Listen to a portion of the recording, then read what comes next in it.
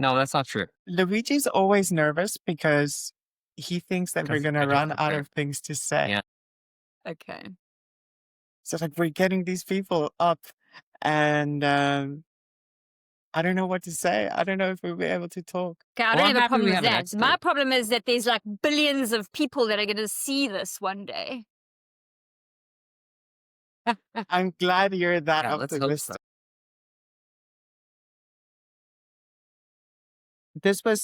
This what we're gonna do right now. It was Luigi's idea. I had the idea right in the beginning of the podcast. I mentioned it once. It never took fruit. It was meant to be at the end. What was the idea? Rapid fire. Oh, right. Yeah. So Okay, you do it. this is how my life goes. I'll start. How do we want to do this? Would you like a longer answer or yes or no questions? Let's go for yes or no. Quick. And Yes or then no? if Okay. there's time, we can go longer questions. I don't mind. I'll start. Are these around sexuality and sexology, or is this like around me as a human? They can go either way. We'll see how Okay. it goes. I'll ask one, then you ask one, then Luigi ask one, and we go like a round robin. Okay. You know what? No, yes or no. It can be yes or no, but it can also be like list. Okay. I would just, I'm Yes, just thinking yes. at the beginning, we can just, if we have any questions, we can just ask them. Exactly. I have questions. Shay, how would you define yourself in 3 words? Ooh. Alternative, fiery, and peaceful. Kind of contradicts. It's a paradox. Fiery yet peaceful. I guess fire can be peaceful. It just happens to be very powerful. But it's not aggressive. It just is. Campfire. Yeah, that's what I was thinking. Or like a candle. To me, that just sounds kind of, But a lot of potential for damage, I guess. when I think about campfires, Yeah. I am fiery, by the way. I can be. When you think about fires, you are fiery? Is No. that- When I think about fires, when I think about campfires specifically, Yeah. I think about the like stereotypical South African campfire Okay. in the bush, but always with a layer of romance. I never think about like all the people talking around. And I think because in my childhood, I loved those things, but I was more interested in like a romantic kind of wine session with cheese. That is romantic. I've never had the privilege of doing something like that. So that sounds sad. Man, what a lame life I've led. Not very romantic. You're going to have to come to South Africa and have a proper South African bush campfire then. I'm sure we Okay. can find somebody to introduce you to. To have a bushfire with? I mean, No, to have a romantic experience with yeah. Well, I could do it eventually. I got to work real hard at it. I've always thought, listen, I'm terrible in relationships. But when I do have intention of planning a romantic day, they just never get to that point. Maybe my problem is I'm waiting for the opportunity to do it. And so it never happens. And I'll say because of like the weather or something. That's honestly what I'm thinking now, actually. Last 2 relationships. So you're waiting for like the perfect time, the perfect conditions. Well, here where we live, yeah, weather is so fickle. It stinks. So it's a small window of when you can like go outside and really enjoy it comfortably. So, ideally I wait for like May. Really, that's it. You get the month of May and maybe now like mid-October. Otherwise, it is brutal out there. It's just too hot. Well, Rudy, here's would your you agree? window. We're still in October. But I don't have a relationship. I gotta rent. Just rent. We have to rent one of those. I feel abandoned. You have a relationship with me. Oh, get out of here. Okay, fine. Friends? Yeah, we can do friend stuff all the time. We do friend stuff. And it's great. There you go. Yeah. What defines a relationship, right? But okay, maybe a question for later. Oh, that is No. We can do right now. Ask it now. What defines a relationship? We can ask it now. Well, the relationship I was thinking about in this particular instance was a romantic relationship. That's why you have, the picnic and the wine and all that stuff. Okay, I have the next rapid fire question because this is not rapid fire at all. That's Okay, okay. okay. Relationships need to Plan be better. deep to be romantic. Yes or no? No. You just wanted a yes or no. Do you want an explanation? Yeah, now I want an explanation because I agree. Okay, well then what's your explanation for why? My explanation is connection isn't bound to a specific form. Yep. It's fluid. It can change, much like fire. It can Deep. roar and then it can simmer. Okay, that was a very deep answer. Or something. I just think they don't have to be deep because when you are with someone you enjoy, someone who makes life, livable, someone you enjoy being with, then you don't have to say anything. There's always that kind of cliche that answers, oh, we've been together for so long. We just understand each other. We don't need to say a word. And that's also something other people say, like everyone says this, like, oh, you're in a good relationship when you don't have to say anything. But, a relationship is when you just spend time with each other and like spending time with each other. And there's no expectations, I guess. So in that respect, it doesn't have to be deep. You don't have to talk about like Chaucer or whatever political affairs, but people do because it's fun. Otherwise, you just sit. What about you, Shay? So yeah, I'm in agreement. I don't think you need. I think it can just be a momentary connection. Both of you have traveled? Obviously, you're not in your home country, so it's Oh, safe yeah. to assume that you've had some adventures in the world, and maybe, like me, you met somebody on a beach in Mexico once and had a super romantic stroll under the stars and a little skinny dip. To me, that's super Wow. romantic. Yeah. Right, but it doesn't need to be 100%. anything more than that. It was this beautiful connection in the moment, and you- you never you've have to see done the that? person again. You've really done that. It wasn't Mexico, it was Mauritius. Okay, but it's happened to you. It just happened. Yeah. Like, I envy people who have those, encounters. Is there any other kind of way of saying it? How That's should a I good say it? word for it. Yeah. I won't say trysts. I feel like saying a tryst is a bad thing. But I know so many people who have those encounters often, and I envy the crap out of them.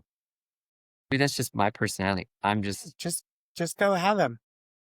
wish, but like, how do I do that? I wish you could just. That's It just a happens topic. randomly. That's a topic to go. Okay, that's Shay, my do you have a topic for the rapid fire day. question for Okay. us? So my question is, what's stopping you from doing that, or what has stopped you from doing that? Oh yeah, that's a great question. Probably a lot of things, but the most paralyzing thing is probably my. I don't want to say fear. It is a fear, but it's more like my duty as a heteronormative man to not be a creep. So it is very in my life. It's difficult for me to confidently approach women, not because I'm like I have low self-esteem, but because of the reaction, and then therefore, like a woman. This is the problem for women, is that they don't have the privilege of knowing that a man who is talking to them or, helping them, working them, is trying to do something dishonest or something bad, So for me, I have personally, I feel responsible for when I interact with women, like I have to do it the right way. And if I can't, then I cannot approach. So I don't know how men do it. I can't. It makes me feel, and I think that's bad. Or like it's bad for me in that I don't have the experiences I'd like. But I'd rather not deal with like the rumination of thinking, oh, I was such a creep. Oh, how could I do that to a woman? Oh, I'm so bad. I don't want to be one of those guys. This opens up so many more questions, about language, Good. the language we use, about these encounters or relationships in general or sex in general, but because the language shapes our reality, right? And if we don't have the Yeah. language to approach somebody in that context, yeah, it gets tricky. And then I've got another question. Okay, hey, but we need the content. do you feel that men and women can be friends? So people who would be attracted to each other could be just platonic friends? Is it possible? People who are attracted to each other can be platonic friends. Does that involve any kind of like sexual intercourse? No. Like you could be Nothing. friends, but can they be Like attracted to? Yeah, they can. if your type had to walk into the door, like everything ticks Yes. all the boxes, right? Yeah. What stops a person being friends, or what initiates that kind of, that butterfly feeling in your tummy where you're like, oh, I'm feeling it Yeah. for this person? How do Right. you navigate that? Well, I couldn't. I'm a baby. I would be pining for my friend. If they were just like perfect, I want them. But then there's also the cliche of boys who, or even girls, like say in popular culture, you don't act because they always say, oh, I'm looking for the perfect moment. Or they're like, oh no, I'll lose them forever if I tell them how I really feel. Which makes for a great story. In real life, I think in my old age, I would probably tell them straight away. Because when I was young, I wouldn't because I was so afraid of losing him, so I would wait and hesitate. But that's like what teenagers do, I think. I don't think there's one teenager who doesn't do that in the world, boy or girl, whatever. So that's where I'm coming from. My answer for this question, just the second one. What was the first question? Can you be friends with the person you're super attracted to? But I think Shay's question was, if you're both attracted to each other, can you just stay friends?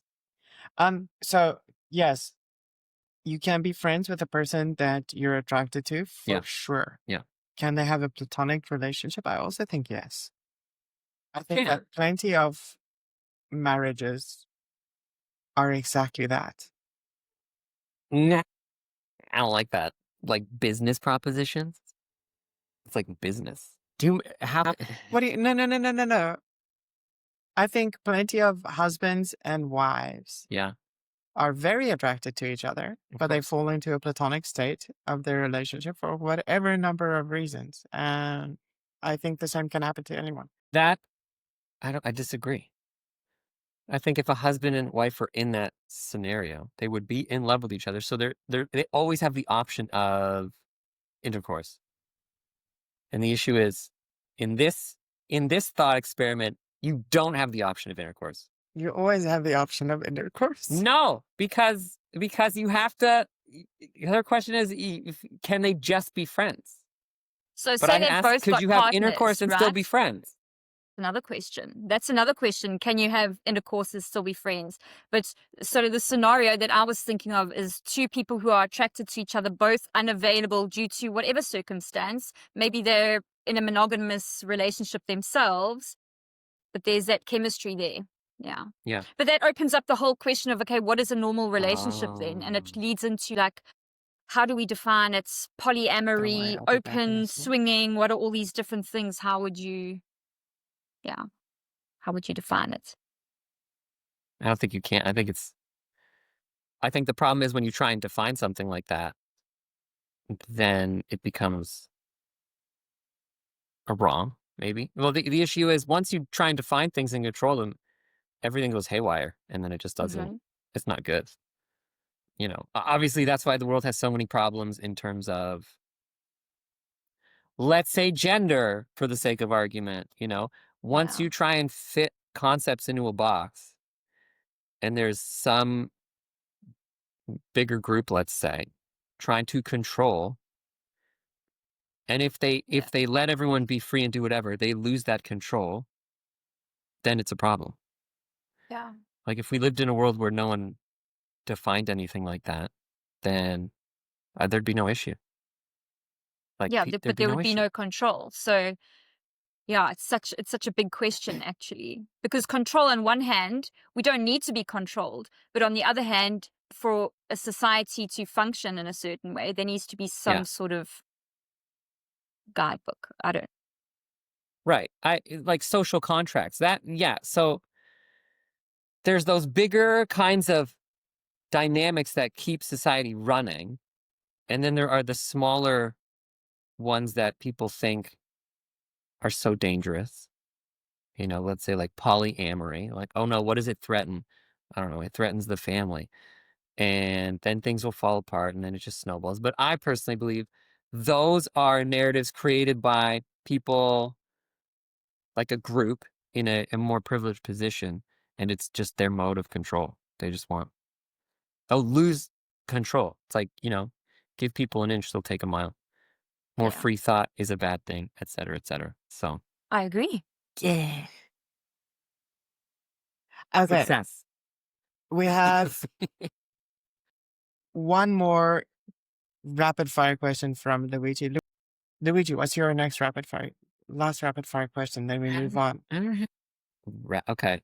Shay, attachment theory, true or total bunk? Definitely think there is some truth to it, for sure. I think that we learn how to attach to certain people early on in our life, and that's kind of sets the path for going forward. If we only learn one way, for example, if you in your family you've been taught in a certain way, how are you supposed to know any other way, right? So I'm not a fan of lots of different labels, but it helps to explain things and define things for yourself. So in that context, yes, the attachment theory does really help to understand what's going on in a relationship. But I always allow for a little bit of room for within context, right? Everything within context. And also, just because you one sort of anxious, avoidant, attached person doesn't mean that you can't experience another type of attachment either. So everything within context at that time and point in that person's life. That is the kind of the key to it. Does that make sense? It does make sense. He had that phone call that just happened. Okay. While we wait, this is a kind of nice. What is a brief, 10-word attachment theory? What is it? So attachment theory is basically how you form responses or you've put me on the spot, Shay, how you form attachments to people. So for example, I'll tell you kind of the history of it. So I think it was back in the 80s, and there was a study done to try and prove why certain people responded in certain situations to certain other people. And I mean, looking back now, it's pretty unethical, but basically they had kids come into a room with their parents, and in that room with the child and their parent was an unknown person. So maybe it would have been the therapist or whatever, but the child was left to play in the room, and then the parent would leave the room and the child would be in the room pretty much on their own. And then they would study how that child responded to the parent leaving the room and then coming back into the room, right? So some children got really upset and like, "Mummy," at the door, really craving that kind of like a clingy child, right? The anxious, I remember attached this child. now. Yeah. Yeah. And then when the parent came back in the room, the child would be like, okay, and carry on playing what they were playing, kind of like, "Oh, well, you left me, I'm not going to acknowledge you," right? The avoidant sort of side of the behavior. And so that's kind of in a very basic nutshell, how they came to understand this. And it's all about, I mean, it's very much childhood psychology involved in it, how we respond to being left alone. I mean, and then there was that psychologist or psychiatrist, I can't remember, who his big claim to fame is let the child cry. If a baby is crying, let it cry. Leave it in a room on its own and let it cry it out. And now, as we are starting to understand this attachment theory and trauma and all of that a little bit more, we understand that no, that child needs skin on skin, needs to be loved, needs to be held to help them develop a healthy attachment, right? I hope that makes sense. Not too Absolutely, that sciencey. makes sense. Yeah, I don't want to get sidetracked, so I'm gonna and I know you have things going on, so I'm going to like kind of push the podcast Yeah. a little bit. I would rather spend more time speaking on the main topic, and I have exciting news. So, hello, Internet. Welcome to Kaleidoscope. My name is Ruby Ray Liu, and today I am joined by my co-host, Luigi, and my Humor. lovely therapist, Shay Rees-Davies. Cure. It's my pleasure. I am what happens when you drink too many unicorn tears and decide to go to Halloween as a raging slut angel trying to buy her way back into heaven. Complicated. That was a lot. There was a great intro. Thank you. I really want to make. Spacebar. I really want to make. Relevant pop culture jokes, but I feel like all three of us come from different worlds. For my intro, You're what happens when you run out of pop culture jokes because I guess so. No, I'm what happens when you're too considerate, when you want to make funny jokes and you think they won't land. okay, What's the worst that can happen? This happens all the time. I make jokes on this show or I reference something and they don't know what I'm talking about. I'm either that old or it's just culturally too different. Okay, here's what I was going to say. Hi, my name's Luigi, and don't we all wish we could be Rory Gilmore? You don't get it, do you? No idea who See what I Rory mean? Gilmore is. Gilmore Girls, come on! Everyone from North America would get that joke, and they'd go, "Oh yeah, I want to be Rory." where from? Okay, did you get that. mine? Well, yeah, unicorns and stuff. I No, get it. no, Your Halloween costume. no. There's a TV show called Panty and Stocking with Garter Belt, and I assumed. they are, That's the door. yeah, you have something at the door. They are two fallen angels. They have fallen in the town, and they have to earn heaven coins to go to heaven. And Panty is a slut of note. And she loves it. Like they have to defeat demons to get these coins, and she often ends up sleeping with the demon before it gets killed. Yeah. And I'm going Okay. as her. So they have two forms. They have an angelic form and like a normal form. And I'm going as her angelic form. I will send you photos. Awesome. What Yeah. kind of colors are you going for? Like white angel, big white wings, or Traditional white and gold with like pink flying hearts. Yeah. as a side note, have you seen the biblical version of what an angel should look like? I have seen that. Yeah. And it's not angelic at all. I just thought I'd put it there as a side note. What about you though, Shay? How would you like to introduce yourself? So I'm quite straightforward. Just a human, having a human experience, trying to do my best every day. Never mind all the professional title or, other sort of labels. I'm just a human being trying to experience this life to the absolute fullest. Yeah. As corny as that sounds, actually. I don't think it's corny. I think it's grounded and I'm going to say cinnamon on a pancake is always good. It doesn't have to be There you go. caramel. Yeah. Yeah. It's a good way to Exactly. describe it. Yeah. I've no idea what's happening with this delivery. It's a passport issue. Someone is supposed to pick up his passport. So yeah. That's okay. I'm going to start. So I'll cut this. I'll cut from now. It Yeah. won't. Shay. Yes. Hi. Sorry. Welcome.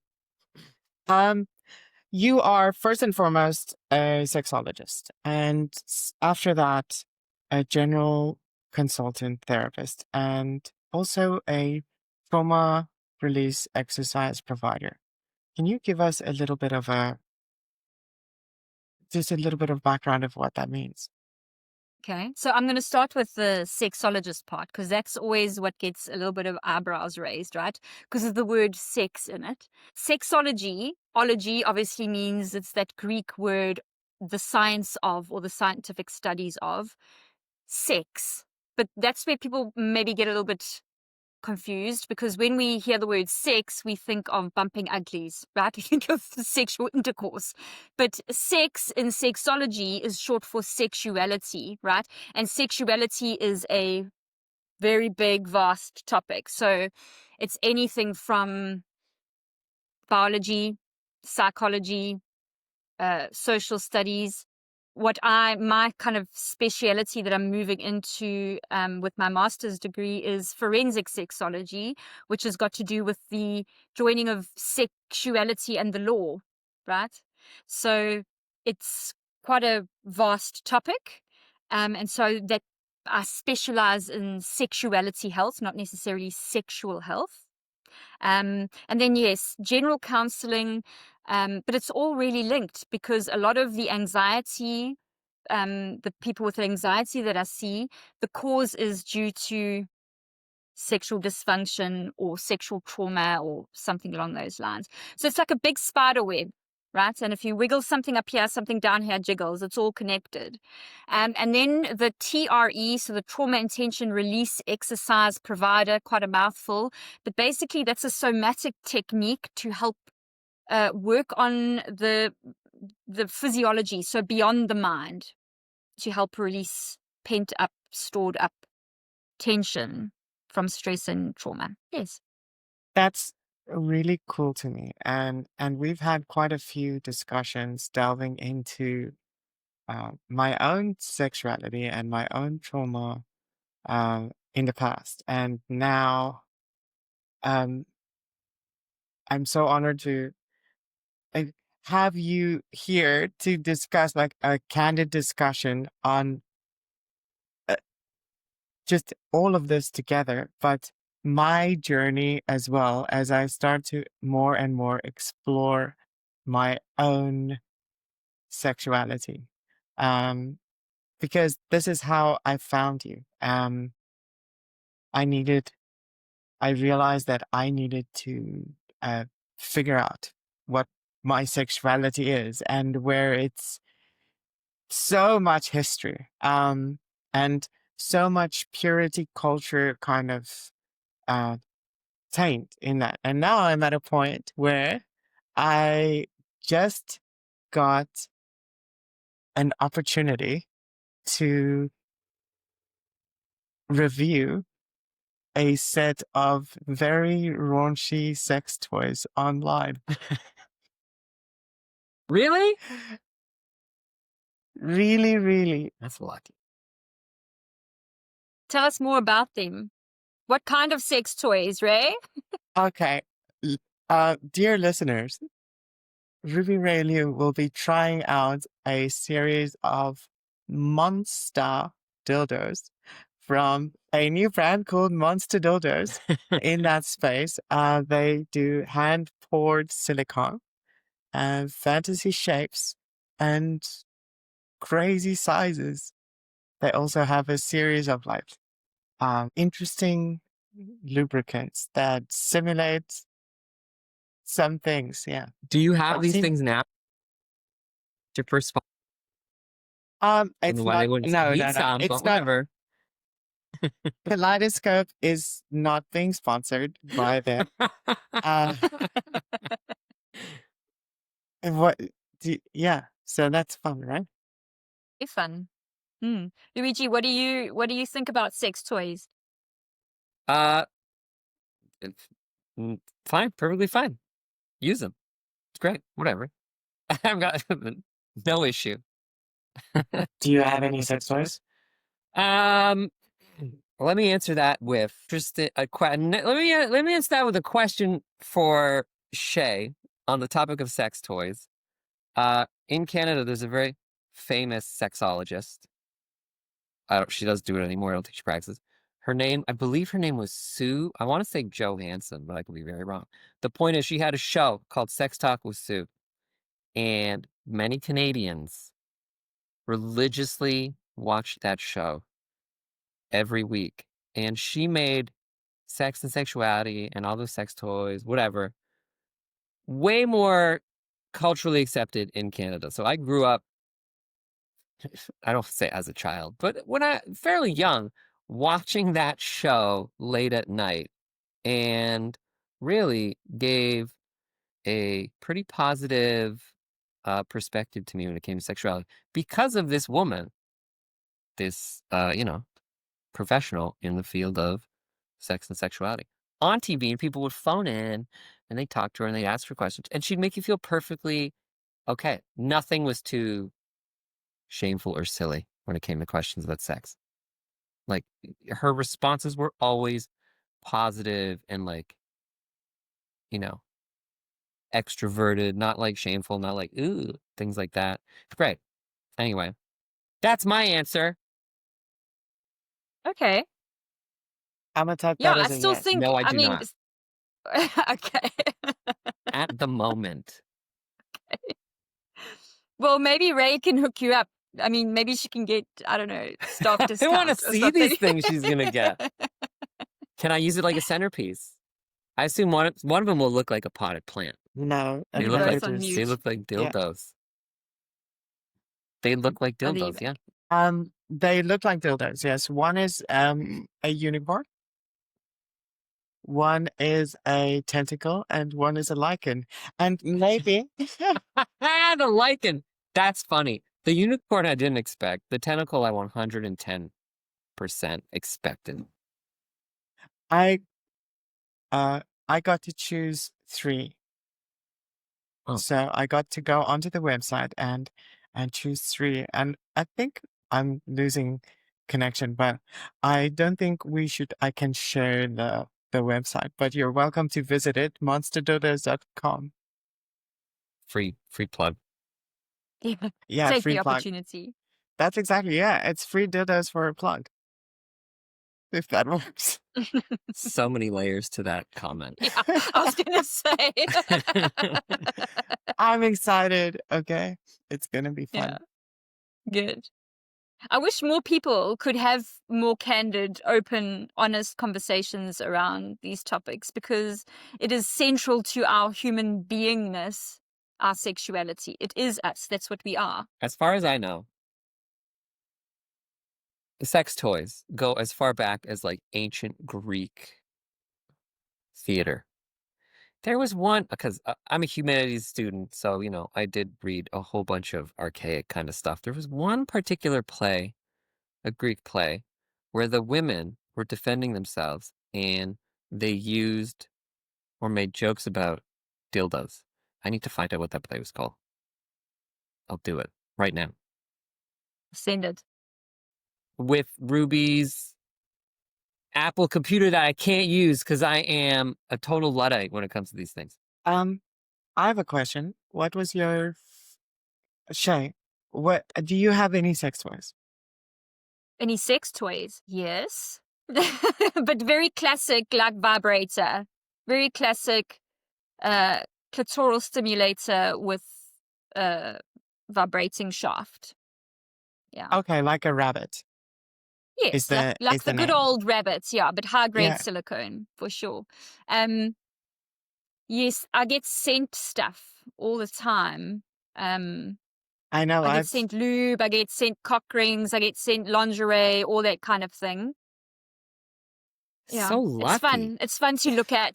I mean, one of my friends had a kitchen tea with tunnies, lots of tunnies around the kitchen tea table, and they all gave dishcloths and things like that. And I like winked at her before she opened my gift, because it was a vibrating butt plug, lube, condoms, very taboo to be around that kitchen tea table. Yeah. So I have an extensive range of sex toys, and looking forward to buying my own rabbit when I am able to use it properly. But for now, the number one sex toy is a magic wand. And it's great. And I was never able to use it before my transition, but estrogen significantly changed the way that my body experiences pleasure. And but the reason I asked the question originally was I want to know from everybody, what is the first sex toy that you ever owned or used? Mm, You don't have to answer. So I don't know so much. Go ahead, Go Luigi. ahead. Go ahead. Okay. So I don't know if it was so much a sex toy, but you used to be able to get like fluffy pink handcuffs. And I was like 18, very naive. And so that was my first kind of buy from a sex toy shop, were fluffy pink handcuffs. Didn't know what to do with them, but anyway. Adorable. Yeah. The first thing I did after I got my license, the very first thing I did after I got my license, and I was able to drive alone without anybody watching me, is I drove to a sex shop and I bought sex toys. And I bought 3 butt plugs of different sizes. That was my first sex toy. Yeah. I can't. Do you think it's quite a taboo subject still? Of course, Canada, you had that amazing sexologist with her game show, or not her game show, her talk show. But why is it still such a big taboo topic, do you think? I don't think it is a big topic. I don't think it's very taboo, to be honest, amongst adults. I think it's pretty normal, personally. I'm just not as sexually cool as you guys. So, think of what sex toy does a man have? Think of what sex toy does a boring, normal guy have? And I probably have that. I can neither confirm nor deny, but I probably have what you're thinking of. Okay. Can I Well, ask If I were you, to have one. Luigi, can I ask what you think about these new kind of AI sex doll? Oh, you mean like the girlfriends that are AI? I think it's Yeah. silly. I personally don't know how a man or, a woman, whatever, how a person could engage with these things and find that it is like a an avenue of escape. I could not immerse myself in it because I know Mhm. it's not. It's just there's still so wooden.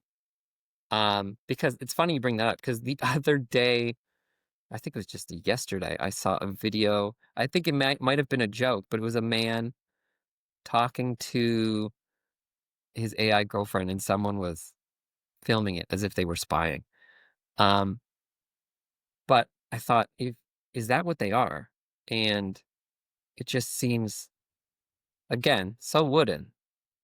Like not, Yeah. I can get behind it. If that's what you want to do, by all means. Yeah. Are we we t- talking about the like automatons, the robots, or just the AI software? I think the AI software. Yeah. Okay, so here's something interesting that I have right on the topic of AI, because I have been my dislike for AI has been growing more and more because I think that it is invading spaces where it shouldn't be. I'm a supporter of AI. We've spoken about this, to use as a tool, but when it starts replacing everything, I it makes me feel very uncomfortable, and particularly when people start taking credit for those things. So that's an issue unrelated to this topic. Kind of, sorry, tangent, but I watched a documentary about a guy who has an AI girlfriend and AI with various different, like he bought various AI subscriptions, and then he jailbroke them one by one so they could say whatever they wanted to say. And his AI girlfriend, he had them chat with each other over voice because they can. Um, and his AI girlfriend started flirting with ChatGPT within like minutes of the conversation and cheated on him. It's just silly. Yeah, it's silly. I think it's silly. I don't think that, like, this is a space that OnlyFans covers as well. Like, a lot of the OnlyFans kind of appeal for some men is to have a girlfriend experience online, even if they just want to chat and they get like photo updates and stuff like that. And now AI can do it. Is that wrong? Maybe, because it can skew the perception of what a person is. Like it just, from a feminist perspective, it just raises this bar of unreachable femininity. I guess so. I mean, I have no issue with it. I think it's silly. I can't imagine, but it's just another kink. Does it raise a bar for women? I don't think so, because it's just not real. And it sounds bad to say, but like, who are the men engaging in these scenarios? And are they women? I suppose have to ask themselves: are these the kind of guys I even want to pursue? Probably not. I feel like they have personality disorders if they're willing to think a virtual girlfriend is better than real human connection. I mean, I could talk about this at length, but I won't, because I want to bring up. I found the Greek play I was talking about. It's called Lysistrata. Okay, it's real. It's a real play. I was wrong about the dildos, but essentially, the women withhold from sex in order to end a war, but dildos do play a part. So yeah, just bringing that Okay. back. Ruby, you weren't here, but Shay knows what I'm talking about. Anyway, moving on. So Kaleidoscope is this podcast all about perspectives, right? And we've shared a couple, but over internet, we kind of, or email before, we also shared unique perspectives that we wanted to share. At least you did, Shay. I'm not sure if I replied. It's okay. What was your perspective? Would you mind sharing that with us again? Do you remember? Well, I think the core perspective was, the question of normal. And I was really enjoying listening to Luigi talk about the AI, because that's something very current and very relevant to the question of what is normal, right? Because there's this emergence of a new kind of normal with AI. But in general, when we talk about sex and sexuality, there's always these boxes, right, of what should and shouldn't be based on collective belief systems, and whether you're born in South Africa or a rural tribe in Papua New Guinea, your normal is going to be different within context. So yeah, I'm curious to kind of explore it a little bit deeper. And if I may add to Luigi's kind of train of thought there with the AI, it's interesting for me, because I think that there is some benefit to AI in the space of sexual health.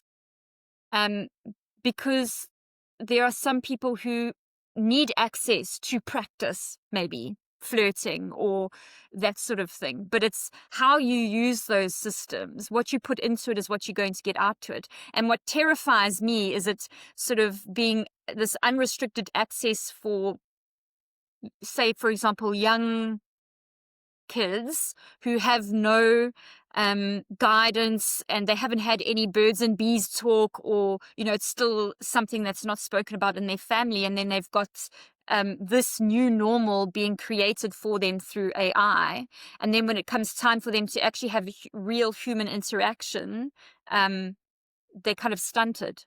Yeah, so I don't know if you want to add anything there. Hey, I think. See, now I forgot I forgot what I was going to say because I was too busy making jokes. Essentially, though, gone are the awkward interactions of yesteryear, and I think those are so important. If we're talking about AI now in relationships, it's kind of akin to what dating apps were 10, 15 years ago when they first came onto the scene. It's the same idea, I think. It gets rid of the dynamic of having to interact with a real person and not being able to know how they will react. And the more people avoid that, the more difficult it becomes to even want to socialize. And I think this is like endemic to the kids nowadays. Again, I'm much older than kids who date today. So I wouldn't even begin, like, if I were to like go out and try and interact with these children in terms of like children. Okay. Young people, let's say like in their 20s. Like, how would I personally interact with them if I were going to try and date women these in this age bracket, like Zoomers? Uh, how would they interact? I might think they're really strange because they don't interact in a dynamic of courtship the way I did growing up. So what for me is normal or usual because I didn't have dating apps. I didn't have, AI to practice on. I didn't have the internet to talk. And that's one thing I just do not like is having to get to know someone on the internet in the digital space before seeing them in person. For me personally, all something like a dating app does or should do is introduce you and then you go do the work in person. But what I find for the Zoomer Generation Z is all of the work is done on the dating app and then a decision is made and then they meet. So it's like extra steps. And what happens? Yeah. Oh, I can see the value if you use AI as a tool for learning, but you need good guidance. Kind of like, I don't know, it kind of reminds me of like a cognitive behavioral therapy, like kind of exposure therapy. I guess you could use it for that, but you'd need to really have someone on the other end really setting up the scenarios. And it's still kind of scripted. So the person engaging in it for treatment or practice would also have to recognize, this is a fantasy. I don't fully agree that it is so scripted. Um, I think the problem with this is alignment. And I don't know if either of you are familiar with the concept of alignment. Okay. Well, no, now you're gonna have to In what define context? alignment in Yeah. this context. Yeah.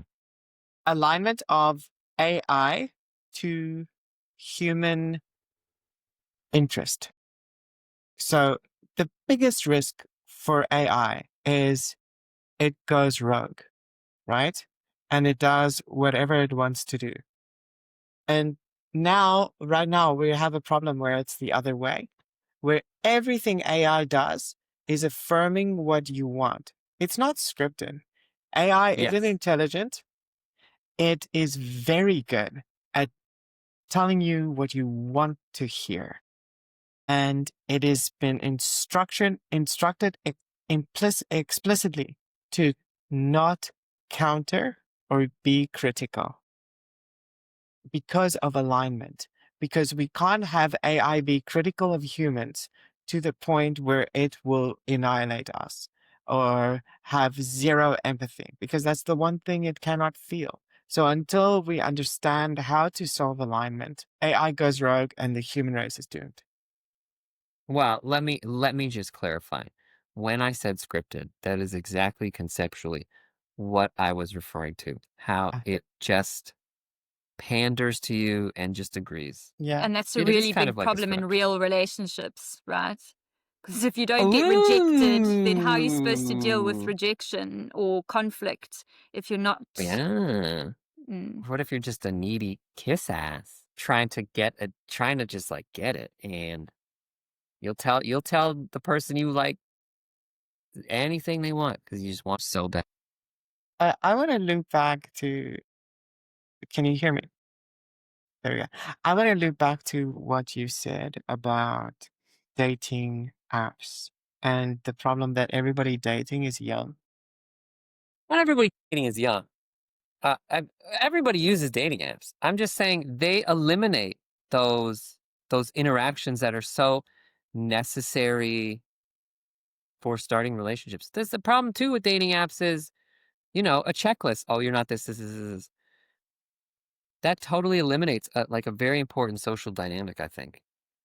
of interaction that you need to do in the world. Again, I keep saying it, but like you need those awkward interactions.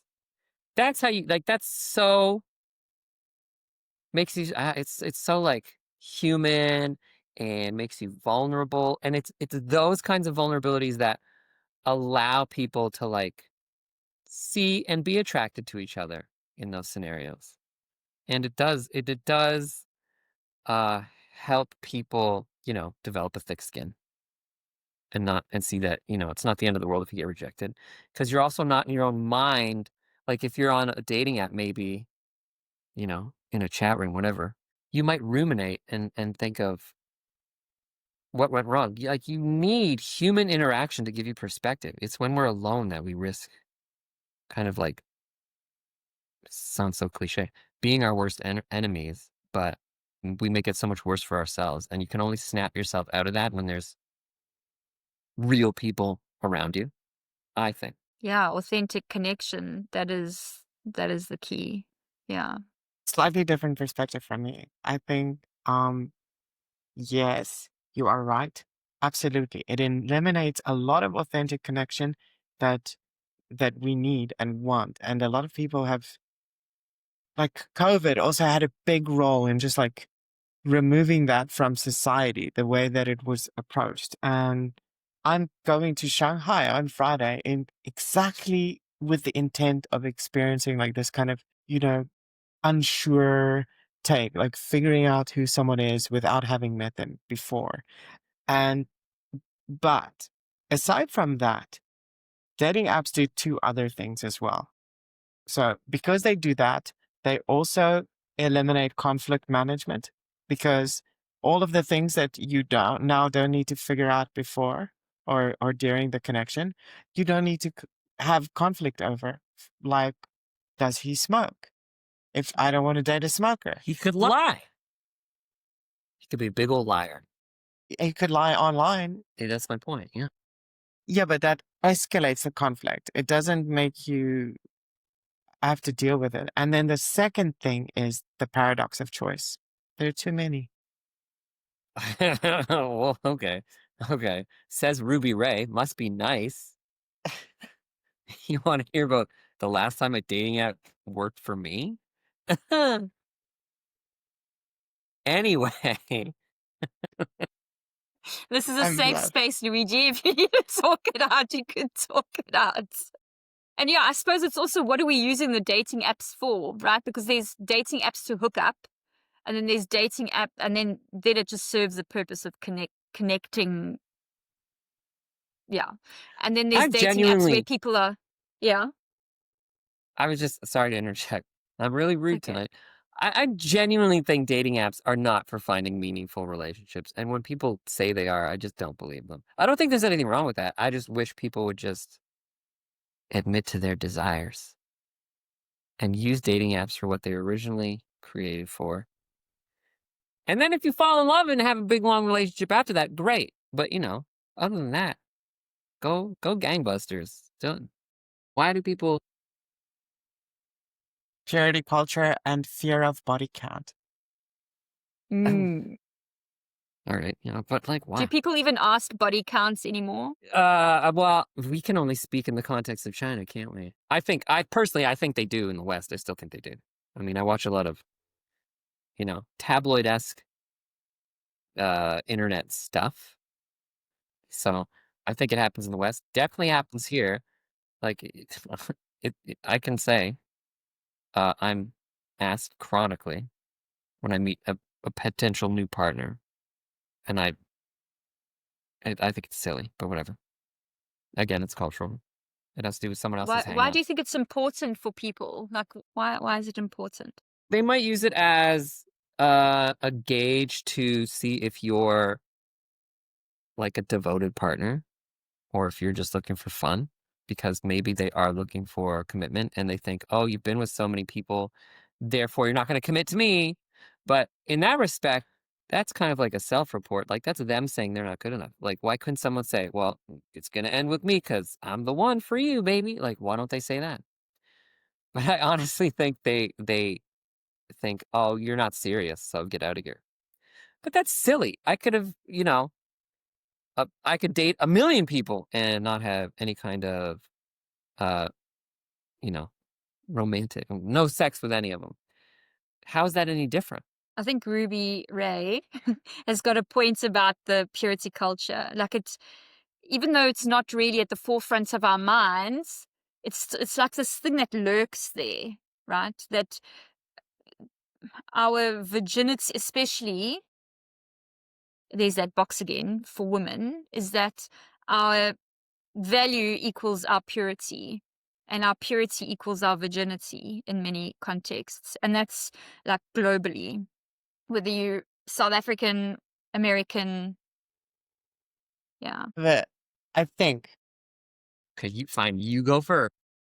uh, I'm gonna say, when women were, this sounds bad to say, when women were chattel, weren't educated, couldn't, get a job, couldn't contribute in those ways, they were effectively used for procreation and being mothers, and that's it. So policing their bodies with the idea of virginity is a way of a man ensuring that, his offspring will be his offspring. That's number one.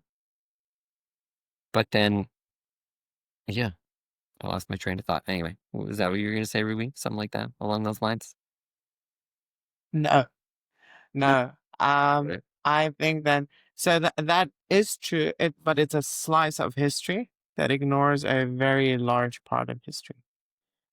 Which is All of ancient Mesopotamia. That's like that gets us to what, like the 1600s, but maybe even the 1500s, but the 1400s and all of the time before that, a lot of religions and cultures existed that lived under a state of like extreme equality, and one of the prime examples of that is ancient Mesopotamia, where women were revered and educated and equal. history. Okay, But these well, no, but colonialism has a huge effect on that. So the fact that different areas were colonized and the histories of the local peoples were erased is why it shares like a lot of cross-cultural stuff, because there was like this warrior tribe in ancient Kenya that, well, pre-colonial Kenya, that Okay. There. all men and never allowed any women and were like unabashedly queer. It's fascinating. And I agree with Ray about it being like very closely linked to colonialism.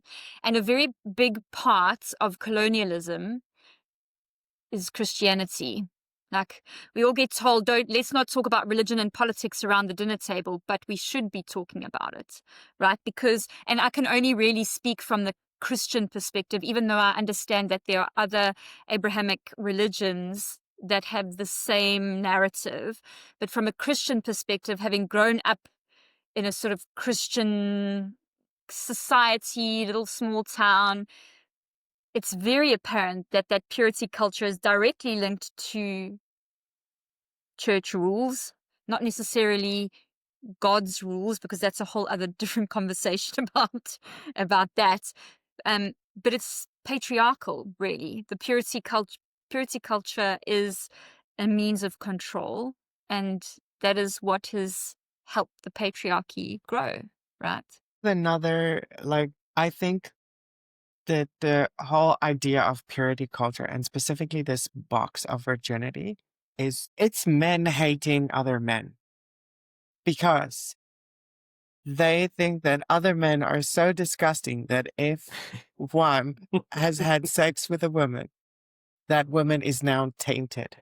It's wild because men are supposed to be, well, that stereotypical the stud, good in bed, strong, all of that. They're supposed to be experienced and good lovers, etc. But then Do they you have want one? a woman who is But where is he? yeah. So where are these men finding these women? Where are these women finding these men? Anyway, but that kind of made me think of another thing of it's all about separation, right? And to control things, we need to keep them separated, because if everybody's united, whether we're talking about race, gender, or anything, when people unite, that's when they become powerful. But when we are separated, and it's been shown in many countries all over the world, when we're separated, we lose the power. And so this also leads into the conversation about, I mean, in South Africa, gender-based violence is a very big topic. And to be honest, that term irks me a little bit, because for me, it's not so much gender-based violence, it's violence. Because when we say gender-based violence, we're pitting one gender against another gender, right? And statistically, it's male against female in South Africa. But the truth of the matter is that there are males, there are men, cisgender, transgender, there are men who experience terrible abuse. Right? So why do we pit sides together? Surely there's a better way of defining that so that everybody feels seen in something like that. Yeah, just another, whether it's purity, because men also have big pressure, right? Girls might have the stay a virgin pressure, but traditionally young boys also have a certain pressure to be a certain way according to a certain box put on them by a certain group of beliefs. Yeah. I think it's So just toxicity in general, never mind masculinity, because there's toxic femininity as well. Yes. Well, it's a reaction to toxic masculinity. It's not an introduction. It's like it sounds weird to say, but it's a who started it kind of situation. And the reaction to systemic violence is violence. You cannot react to it any other way, right? sounds interesting. And that sounds like I'm trying to like whitewash women. I don't think that all women are good. It's not possible. Um, uh, But see, there that's the is, thing. It is. but I wouldn't want to attribute it to masculinity necessarily. It's just. Because like why women kill is not toxic masculinity. It's I don't know. It a depends why they response to kill. it. I will this rap. The chicken or the egg? Yeah. It's the same thing. At the end of the day, it's something bad that people do, and it comes from a point of systemic power play that exists today. And it might, and then also you can't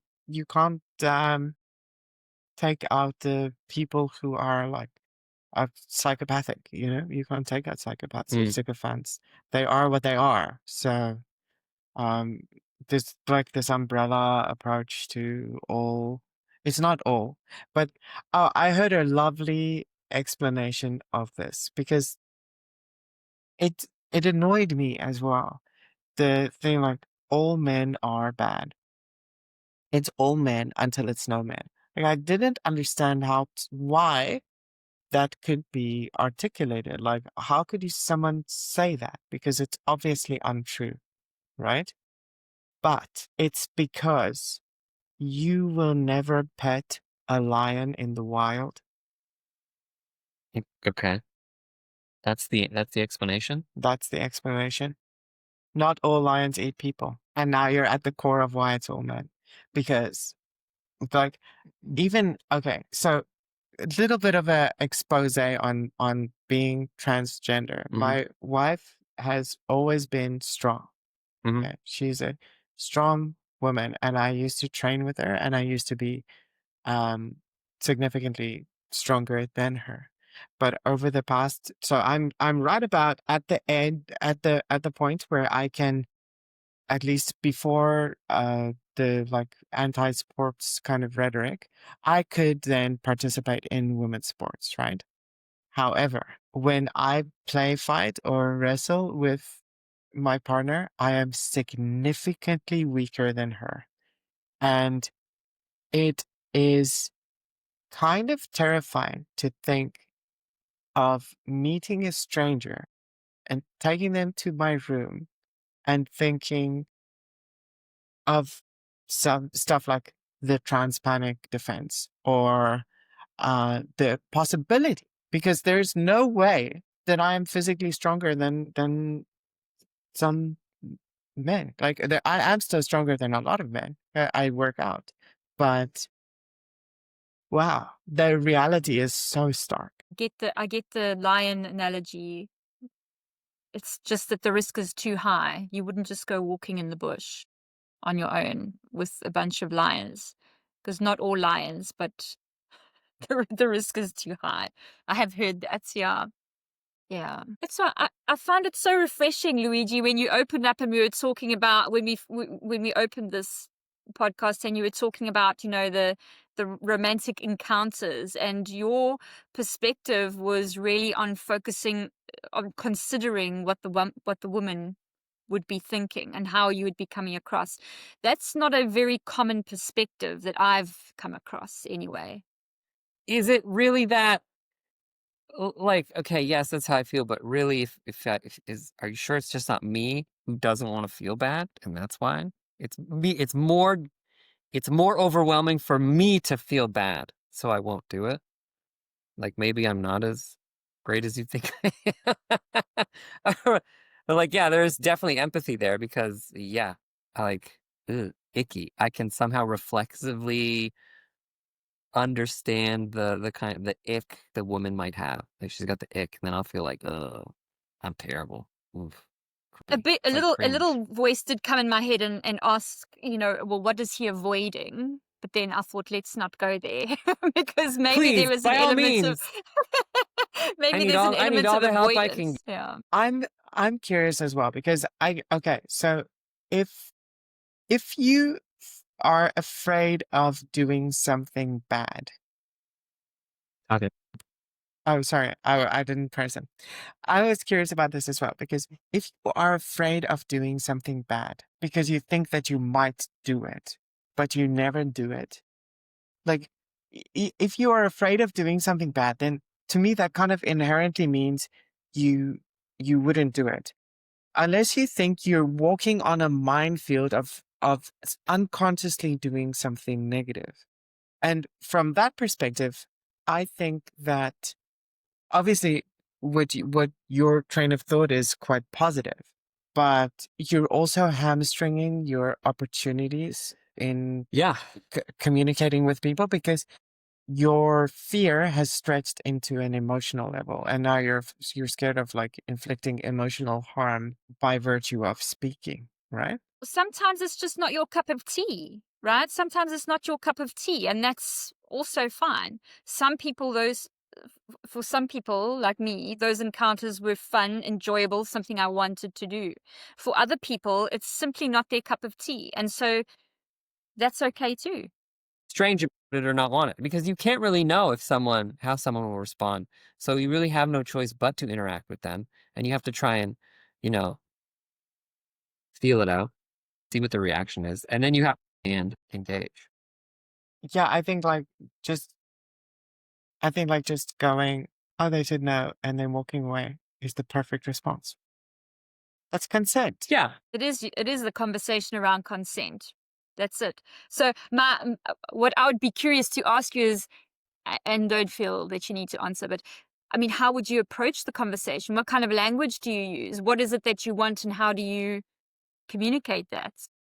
Yeah, that's great. You know, I don't even think about it because I'm avoiding it so much.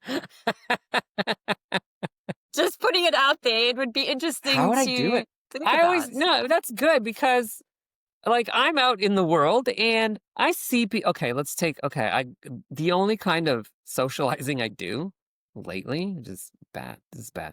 Uh I just have time to go to the gym and that's it. And so like for example, sometimes I might see people who I think aren't exercising in a good way or like, oh, they're doing something and I'm like, oh, it's gonna give you a shoulder impingement. And I'd like to say, listen, not to, you know, impose, but I think if you do what you're doing, you're gonna hurt yourself. But I won't even do that because I think they might get offended or they might think, oh, who's this creep? How dare you? I think it comes from the current culture and maybe even social media of people making so much spectacle, so many videos. They just take videos of course, for views, where let's say, for example, they're at the gym and they're like, oh, look at this guy. He's looking at me. But it's not really true. They're just doing it to get views for entertainment. But people do eventually think it's reality. And so that could be skewed. So that might be one example. Guess another one for me is if I'm in public and maybe I might see someone I'd like to approach, I just wouldn't know what to say. What do you say? I see in the West, when I went home in Canada in the summer, what I noticed when I was out with my friend, uh, she would always be approached by other women, and they would just always stop her, say, "Oh, I just had to tell you, your hair, I like it so much," or "I just had to tell you, I love what you're wearing." That's something I see so often in Canada when I go back, like just people coming up to people and just complimenting them. I couldn't do it. Maybe I've been living here too long. I don't. And like, how would a person react if, like, maybe I should try it. Maybe I should go up to a woman and say, I think you're so pretty. Okay, bye. But like, I feel like, how would they react? They might go like, ah, get away from me, weird. Why does it have to start with a compliment, though? I know, I'm just curious. Yeah, What, I don't know. because even could that work. sounds canned. That is such a like. That reminds me of like, now you're wandering into the territory of like pickup artists and these men who just like, you know, ask things to women just so they can engage in conversation, and just snowballs. And You're carrying a lot of stuff or a lot of bad behavior from other men that you feel Yeah. responsible in a way for it. Yeah. Okay. I wanted I wanted to s- I wanted to say something about compliments. And so I feel so privileged because I have this unique experience of having lived on both sides, right? And one thing I can say is now passing, the strangest thing happened to me the other day. Just 2 days ago. I walked in, I was looking for a t-shirt. The school was supposed to give us t-shirts. okay, My t-shirt wasn't there. And I was like, hey, where are the teachers? And she was like that. Some other guy teacher, some male teacher came to take them. She was interacting with me because I have to boy mode at school, Yeah. and she did not clock me. So, like, at least in China, I am continually passing now, and the thing that I've noticed is I get approached by women, and my interactions with the world are friendlier. And I'm not always sure if it's me because I'm happier or because I'm no longer potentially seen as a threat. And I think that, or whatever that is, and I find it odd because and this goes for men and women. I get approached in a more friendly way, spoken to in a more friendly way, more openly. Untrue. I know I you. do have. And I wonder if it's real because, like, um, yeah, I wonder if it's real. I wonder if it's internal. Like, I wear a smile now much more than I ever Yeah. did before. And I think maybe that's part of it. Yeah. But probably, I want to say that's what it is. But I'm not sure. I think there is some truth to how you feel on the inside. Obviously, it reflects on the outside, and that's how people will respond. You know. So if you're wearing the smile and you have an open energy, and I love talking about things in terms of energy, right? Then there will be a response to that. You know. Yeah, I think and a lot that has to do too with like that reminds me of like your posture, like a person maybe like slouching forward, or so. The body holds what's in the mind. It's a fact. Yeah. And people respond to that. So then my question is, why do so many men hold so much bad energy? Because when you say that, I'm thinking of men acting quote unquote manly, having this kind of posture that is just so kind of like aggressive, domineering. I see it a lot here. Like the strutting. Maybe they enjoy walking like that. Maybe. I don't know. We'd have to understand them a little bit more. It's very easy. Human beings, we make up a lot of assumptions on face value based on our own experiences of stuff. Yeah. I do think that there's like a strong macho culture here, but it's kind of permeated. Like, I find Chinese culture so interesting because they've got like these complex levels to society that are like clearly defined. I feel like the society is quite cliquey. Really outside. And with that, I want to thank Shay for coming onto the podcast. I know you're quite busy and you have other things to do. Thank you so much for the time today. I'd love to carry on talking because I feel like we're just getting started, actually. But yeah. Well, just come back. There are Yeah. more times. I'm not going anywhere. You're just, in fact, no, I'm the one that's, messed with the schedule a bit. But what you were saying there about, maybe just more aware of it, that also is something very curious to me because there's a lot of talk about, at the moment, about being an empath.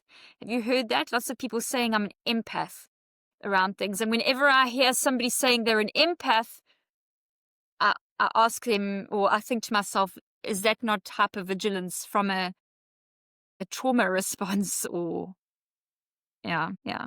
And obviously that goes into codependent relationships where you can't hold up a boundary because you're an empath and you feel so deeply. But anyway, that's a whole other different conversation.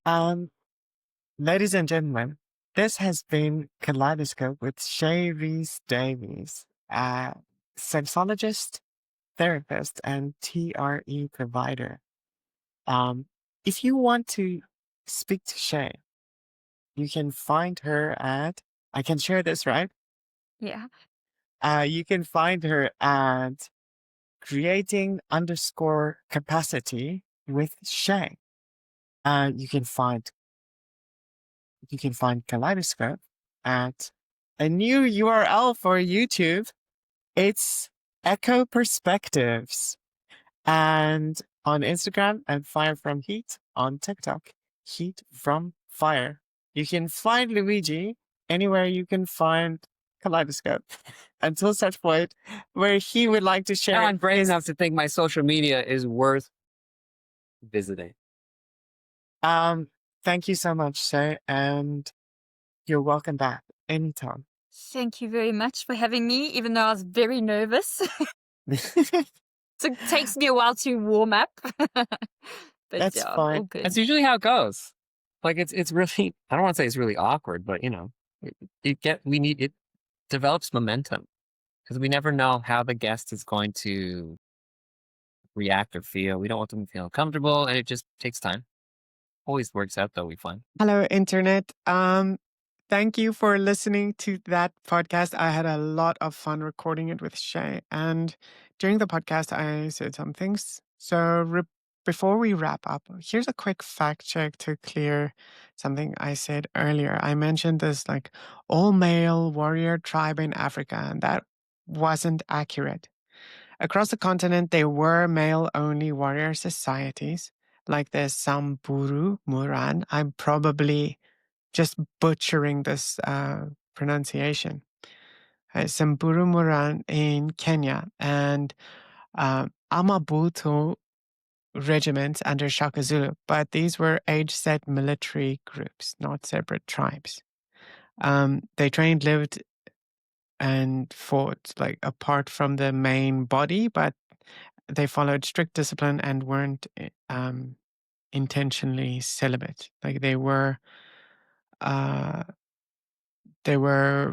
sexual things happening, but they weren't inherently queer, and I can't find any documentation on that. But that being said, queerness absolutely did exist in African cultures long before colonialism.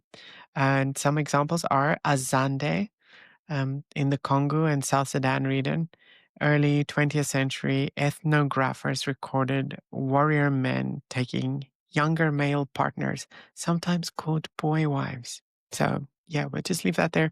Yan Daudu, northern Nigeria, gender non-conforming men within the Hausa society who took on feminine roles.